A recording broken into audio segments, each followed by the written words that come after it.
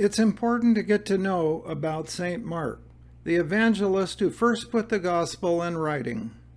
This 29-minute video, which is part 4 of a series, will help you to get familiar with how the Jewish rebellion against Rome affected Mark's gospel. We'll look at the unrest in Galilee, the cruelty and taxation under the Herod kings, the collaboration of the Jewish elite with the Roman oppressors, the rise of local freedom fighters, and their fervor for an independent Jewish state, all of which led to an invasion by the Roman army and the destruction of Jerusalem. I'm Gene Vanderzanden, author of Mark's Passion, an interesting historical novel about St. Mark and his times. In previous videos, we learned that Mark began putting the gospel in writing while he was living in Rome, serving as an aide and interpreter for Peter. But in the year 64, following the Great Fire of Rome, Nero started a wave of persecutions and had both Peter and Paul executed. Mark had to suddenly leave the city. It wasn't safe there. We don't know where he went, but he probably carried only a few clothes and some notes, where he had jotted down some of the stories he had heard Peter tell about Jesus. Finishing the gospel became a passion burning in his heart. But in addition to the persecutions in Rome, at that very time, trouble was brewing in Galilee and Judea. New Testament scholars today, who have studied this gospel text, say that Mark seems aware of much of what was happening there. Galilee is a beautiful country. This is what it looks like today from the Mount of Beatitudes, where Jesus preached the Sermon on the Mount. It's a beautiful, peaceful country. This is a view from Gennesaret, an agricultural area a few miles south of Capernaum. It looks very peaceful. The Sea of Galilee is 13 miles long and 8 miles wide, a small body of water, although it's the largest body of fresh water on the planet that is below sea level. And it's a beautiful, beautiful blue, reflecting the blue skies. The unrest had been building for a long time. It began with cruelty under Herod the Great, who reigned from 39 BC to 4 BC. He was the king at the time Jesus was born, the King Herod that the wise men visited. And he is called Herod the Great because of his many immense building projects that expanded the status of Palestine in the eyes of the world. Projects not just in Jerusalem, but throughout Judea and Galilee and the whole eastern part of the empire. This slide shows Jerusalem. You can see the temple complex there in the upper part of the slide. The big flat structure with colonnades around the edges and a huge lavish temple in the middle. It was a beautiful rebuilding of the center of Jewish faith. The slide shows the older city of David in the lower right. And you can see where the buildings get larger in the upper city, the city of Zion. You can see the city walls and so forth. That's the original Jerusalem at the time of Christ. But cruelty and oppression were the hallmarks of Herod the Great. They were how he got all of these great projects accomplished. The cruelty continued under Herod Antipas, one of the many sons of Herod, who had 10 wives. Herod Antipas was Tetrarch of Galilee from 6 AD to 39 AD. He's the one referred to as King Herod during the time of Jesus' public years and at the time of his crucifixion. And with this Herod, taxation was the issue. This slide shows the city of Tiberias that Herod Antipas reconstructed by rebuilding the city walls, improving the harbor, constructing many new buildings on the Roman style, and developing a beautiful colonnaded main street that ran through the city where people could shop and visit with one another in the shade. And he gave them a stadium that you can see in the upper left part of the drawing. Now this was more of a Roman city, the city where the elite of Galilee lived. Tiberias and Sepphoris, the capital of the province, were very different from the towns where the average people lived, like Capernaum and Magdala and Gennesaret, which were just a few miles to the north. All of this construction for the elite was made possible by heavy taxation on the population.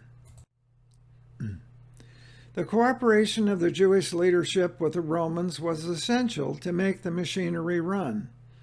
This view of the temple complex shows how enormous it was and what a huge undertaking it must have been to build it. Historians said that when the construction was finished, the biggest problem was unemployment because of all the people who had been employed in the building who were suddenly out of work.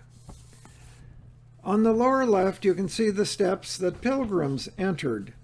This included people like Joseph and Mary and Jesus when he was 12 years old. They entered up those lower steps and walked up some inner steps to come up to the first courtyard. When Jesus was a boy, the money changers were down there. But later, when he got angry at how the money changers were making his father's house into a den of thieves, those activities had been moved up to the upper court. This picture shows the excavation and partial reconstruction of the synagogue in Capernaum. It has 2 rooms, and do you remember the story early in Mark's Gospel where Jesus casts out a demon who had possessed a man who was in the synagogue? The story goes that Jesus came into the synagogue, and there was a man there who was possessed by a demon. And the demon said, "We know who you are. You're the Holy One of God. Don't cast us out." Well, Jesus did cast him out. Jesus had divine power. He could cast out demons. But there's also a symbolic message going on in this story. The demon was in the synagogue. The demons were the scribes and the Pharisees, the local leaders who kept the people subjected. They weren't as wealthy as the chief priests or the Sadducees in Jerusalem, but they filled a role in the pecking order. This was Capernaum, and in every city there were demons in the synagogues. But the people were catching on, and Jesus was the one who had the power to cast them out. Then we had the rise of the Sicarii. A Sicarii is a long curved dagger, anywhere from 1 foot long to 18 inches long. A person could carry one under their clothing, and when they approached the wealthy in the crowds, they stabbed them. And the assailant would let go of the dagger and scream like you see that man screaming with his arms up, "Who did that? Who did that? Somebody just stabbed this guy." Well, that was going on a lot. And the wealthy were complaining to the Roman governor, "Something's got to be done to stop these stabbings." Well, by 66 AD, fervor was mounting for an actual rebellion against Rome. Not just unrest, but the call to form an independent Jewish nation. This fervor grew as people reflected on the images in the book of Ezekiel, the book of Daniel, and other texts that showed how God in the past had helped the Jewish people to overthrow their oppressors. Here's a painting by Raphael in 1518 depicting the vision of Ezekiel. That's where people were coming from as more and more began talking about rebellion against Rome. They even went so far, still in 66 AD, to form an army in Galilee to be a first line of defense. A young nobleman, Joseph ben Mattathias, was put in charge of gathering and training the army because they knew that when they rebelled, the Romans would attack. And the Romans would bring their armies in through Galilee. They'd begin in Galilee in the north, they'd subdue Galilee, get control of Galilee, and then march south and subdue the rural Judea until they had encircled Jerusalem for a final siege. Operations this large were no secret. The Jews knew how the Romans operated. But the Jews believed that with God on their side, they could stage a successful rebellion and kick the Romans out of their country. So they got Joseph ben Mattathias to form an army in Galilee to be their first line of defense against the inevitable Roman invasion. Then later, the same year, a freedom fighter named Menahem captured the mountain fortress of Masada. Now, there are several stages of the story of Masada. Originally, it stood there as an empty mountain until Herod the Great built a 3-level fort and vacation cottage there. Do you see the 3 levels on the left side, the upper, the middle, the lower levels on the left side of the mountain? That's on the north side, and what a great, wonderful view it has up the whole Jordan Valley. Herod the Great built that part and fortified it so he could use it as a getaway and hideout in case of trouble. Well, by 66 AD, Herod the Great was no longer living, and the Romans had taken it over as a garrison for Roman soldiers. So Roman troops controlled the mountain fortress, but Jewish freedom fighters under Menahem somehow captured it. How he captured it, we do not know. It must have been by trickery, because it's absolutely impregnable. So with some trickery and treachery, Menahem took control of the fortress, which had a vast store of weapons, and he took the weapons down and gave them to those Jews who would use them against the Romans. Then, also in 66 AD, Jerusalem began to delay making tax payments to Rome. Something's got to give. Got to keep those tax payments flowing, or something's going to happen. Then, if that wasn't enough to get the Romans' attention, also in 66 AD, the high priest Hananiah convinced the ruling council to quit making sacrifices in the temple on behalf of the Emperor Nero. I'm sure this comes as a surprise to you. It came as a surprise to me. We didn't think that Jews would ever do sacrifices in the temple for a pagan emperor. It was abhorrent to Jews to consider sacrificing animals or produce or anything to anybody but God. But by the year 66 AD, they were doing it. And the emperor was paying the chief priests to make the sacrifices. It was part of the system. And the new high priest Hananiah said, "This is outside of our tradition. It's got to stop. If we want God to be on our side, we have to end the sacrifices for the Roman emperor." Well, the council agreed. They ended the sacrifices, and Rome considered it an open act of rebellion. Herod Agrippa II, great-grandson of Herod the Great, he can't keep control of Judea. Then Eleazar, another freedom fighter, he had a great idea. All the debt records were kept in a building in Jerusalem, all the record of the debts that the poor people owed to the wealthy. And Eleazar got the bright idea of setting them on fire. He thought, boy, that'll make me popular with the people. And he did. He burned them. He burned them all. The debt records were gone. Wow, this is turning into a total rebellion. Menahem came down from Masada and returned to Jerusalem and began a civil power struggle. It was not a civil war yet, just a power struggle between the freedom fighters who controlled the lower city and the high priests who controlled the upper city and the temple. Well, yes, Rome had to respond. And they had to respond in a strong, powerful way. So they looked around and asked, who is the most experienced general that we have?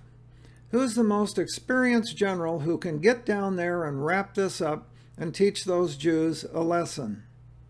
We have him. we've got General Vespasian. He looks like a tough guy, doesn't he? I wouldn't want to mess with him. So Vespasian was appointed governor of Palestine. He sails to Antioch, where there are 2 legions of Roman troops, and his son Titus is already in Alexandria, Egypt, with 1 legion, and they get prepared for the invasion. This slide shows the network of Roman roads. It was like the interstate highway system. The upper portion of the slide shows a typical section of Roman highway. They were wide enough for 8 soldiers to march side by side with their packs and their carts and supply wagons behind. They could cover almost 20 miles a day if the soldiers are in good condition and weather permitted. You can see in the map that there are roads all over the empire that were built primarily for this purpose. And over on the eastern edge of the sea, you'll see Antioch, where Vespasian had his 2 legions, and Alexandria, where Titus had his troops, with Israel in the middle. And they began to march. Vespasian marched south from Antioch, and Titus marched north, and they met where you see the white arrow on the coast pointing to the word Galilee. They came in there toward the capital of Galilee, Sepphoris, which was located about where you see the word Galilee, between Nazareth and Cana. That was the provincial capital. Farther east you see Capernaum and Tiberias, the cities that are along the Sea of Galilee.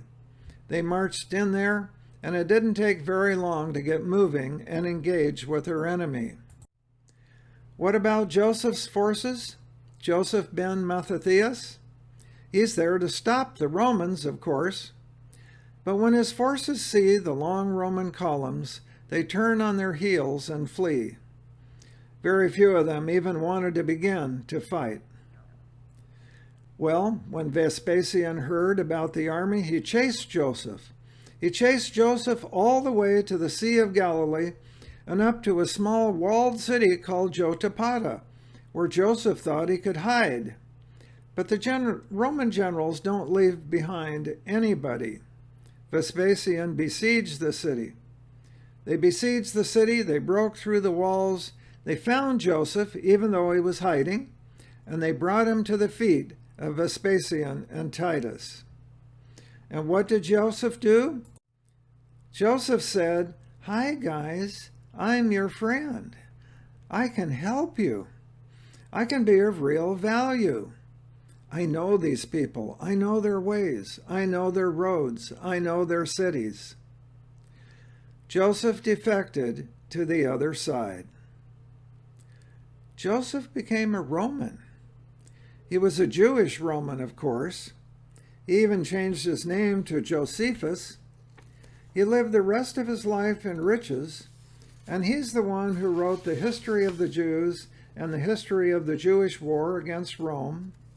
You may have heard about these history books. They're usually published today in 1 volume. Vespasian conquers Galilee with overwhelming force.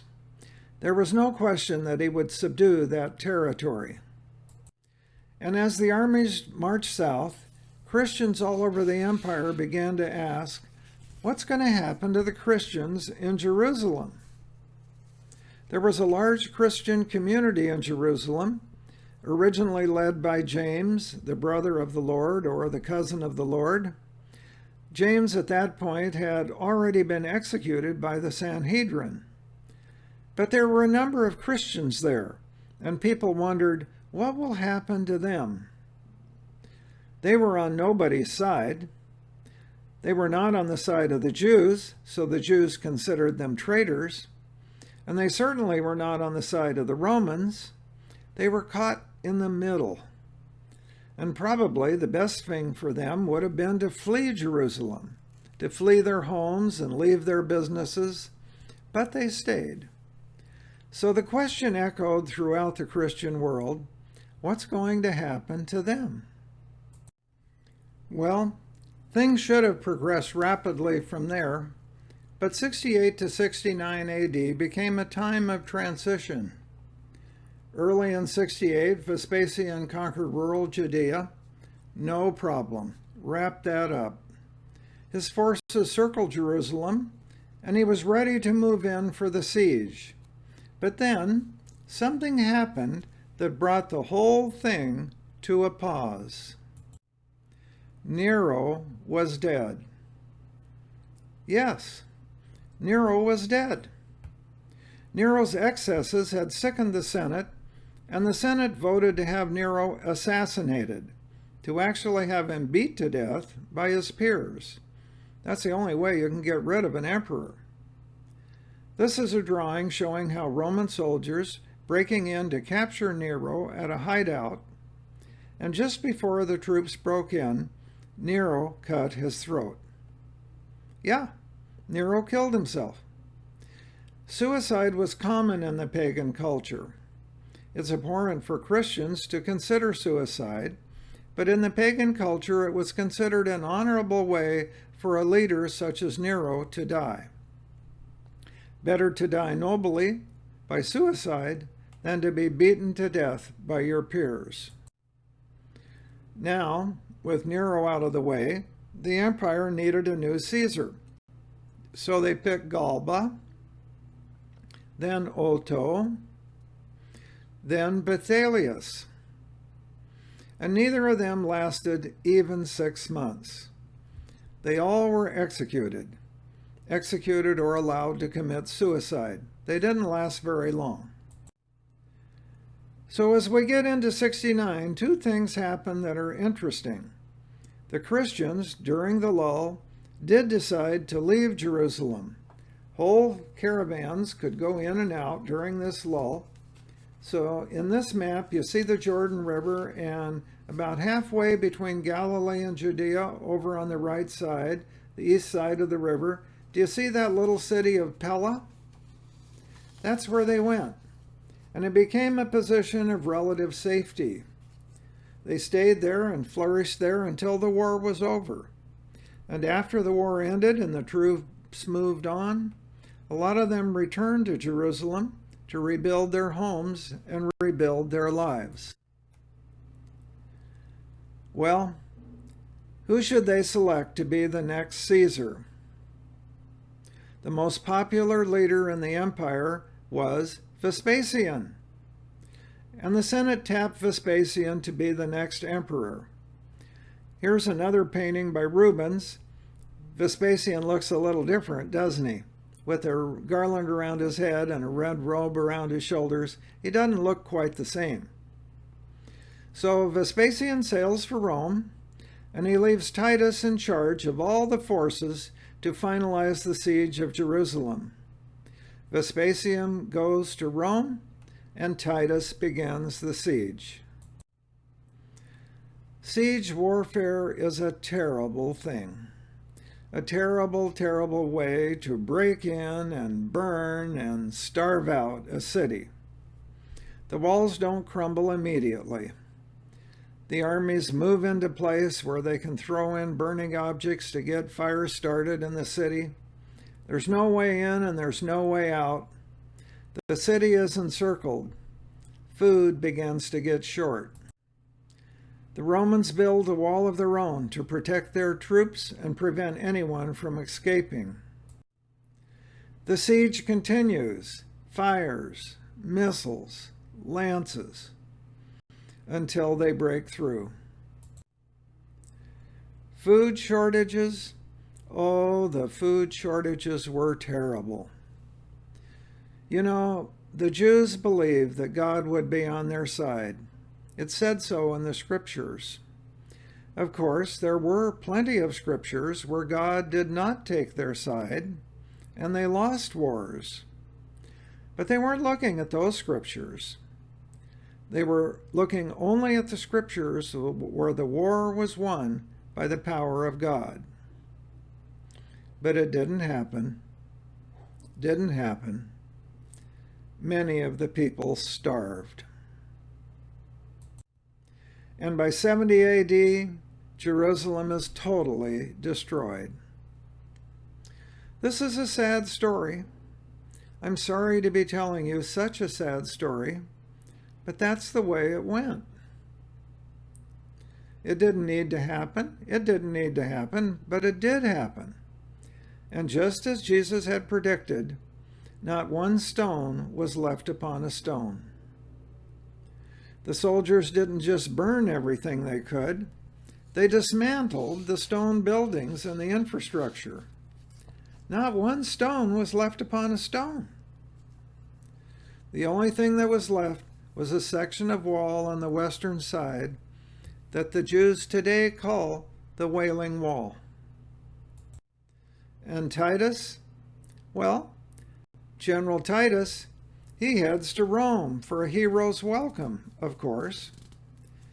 They built the Arch of Titus to his honor, with a sculpture showing his soldiers carrying off loot from the temple in Jerusalem. Titus was a great hero, and he will follow in his father's footsteps as the next emperor. And Jerusalem, the holy city, is left destroyed. Not one stone is left upon a stone. This is an archaeological park I visited. It's an excavated area that's been made into a memorial of the futility of war. All wars are futile. And it's usually kind of quiet in there. When I was there, I saw the rubble. It was quiet. The Jews have left it today for pilgrims to go in and kind of ponder the futility of war, and to ponder what happens when two great forces come at one another with their full hatred. Of course, there were about 1,000 Jews up in Masada, people allied with Menahem. There were about 1,000 Jews up there, men, women, and children. Titus left Flavius Silva to go up there and kill them all. He wasn't about to let anyone get away. And it took Silva 3 years. No trickery this time. No. It took Silva 3 years to build a siege ramp on the uphill side. The ramp that goes up the steep uphill side that you see in the picture. And when they finally completed the ramp after 3 years of effort and were ready to break through the next morning, the 1,000 Jews had killed themselves that night with poison and swords. They killed the women, they killed the children. Rather than be taken as slaves, they killed one another, and the last man fell on his own sword. All the Romans heard the next morning was deathly silence. And the story ends with the end of priestly Judaism. Yes, the temple was destroyed and the priests were killed. Very few of the priestly class escaped. Priestly Judaism is done. The Judaism where pilgrims brought animals and other goods to be sacrificed to God and used by the priest. That's over. Judaism continued in the cities and villages throughout the world by the rabbis. Rabbinic Judaism continued, and that's what we have as Judaism today. But Temple Judaism, the Judaism of temple sacrifice, is no more. A very sad ending to a very sad story. But Christians need to know about the destruction of the temple, the destruction of the city in 70 AD, because Jesus had predicted that not one stone would be left upon a stone.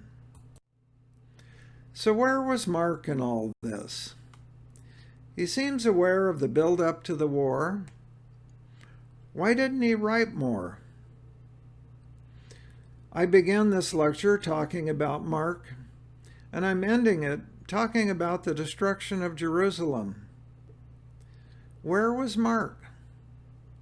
We know he began putting the gospel in writing in Rome in 64 AD. He escaped Rome.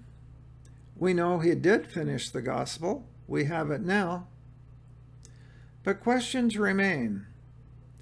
Why didn't Mark write more?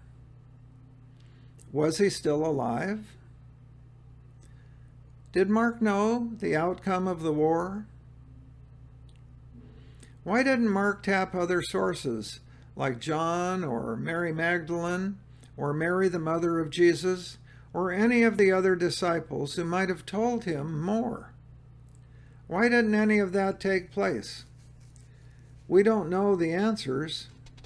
What we have is what we have. The good news of Jesus Christ, the Son of God, written by Mark. That's what we have. And there are positive ways to follow up. I hope you hear the gospel with a new understanding and hear it as a message of hope. A message of hope about Jesus of Nazareth, the one who was crucified and was raised by his Father. The message of hope that spread throughout the Roman Empire and came down to us today. And I hope you'll look for a happy ending. There was no happy ending with the war. There never is. But I hope you'll think about, where was God? Where was God in helping that message about Jesus to be spread to all nations, where the gospel could be preached to you? I hope you'll let God's grace build up your faith, and I hope you'll allow Christ to change your life. Because if you do, then this story does have a happy ending. It has a purpose, and that purpose is to empower more Christians today to do our part to build up the kingdom of God. So how do you follow up? It's a good idea to read all that you can about Mark. The more that you know about him, the more meaningful the Gospels will be for you. So watch the other videos in this series. You'll learn a lot more. To find them, go to our YouTube channel, Mark's Passion. You'll probably want to read Mark's Passion, my historical novel about the adventures of Mark and the challenging times in which he lived. All of the historical events depicted in the book are factual, and it's an interesting and an exciting way to learn more. And I recommend that you go to my website, markspassion.com, and look for the free articles and information you'll find there. There are illustration, maps, articles, and loads of links to other study sources. So take a look at Mark's Passion. It's the electrifying story of a young man's quest for love and his passion for putting what was known about Jesus in writing. Click on the Amazon.com link below this video and go order my book, Mark's Passion. And thanks for watching.